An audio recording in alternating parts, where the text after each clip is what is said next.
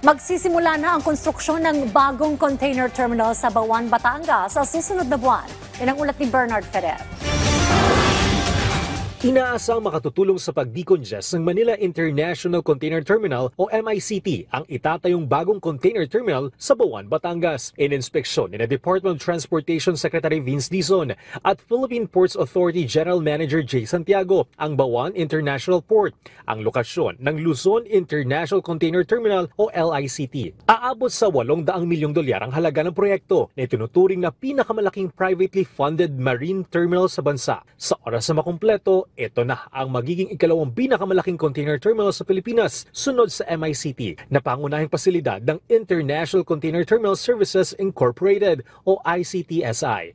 Napaka-importante nito, gagong-gago na sa Calabarzon area kasi alam naman natin, itong Calabarzon, ito ang ating industrial capital, no, ng Pilipinas.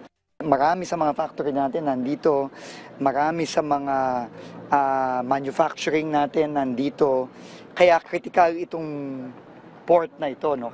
Isinasagawa na ang mga design at engineering study para sa terminal. Sisimulan ng konstruksyon sa susunod na buwan habang target matapos ang Phase 1 sa huling bahagi ng 2027. Magiging operational ang buong terminal sa taong 2028. Libo-libong trabaho ang inaasang malilika dahil sa proyekto. Nagpaplano na ang national government kasama ang private partner na ICTSI na magsimulang mag-move na din ng mga kargamento outside of Manila papunta dito sa sa Southern Luzon.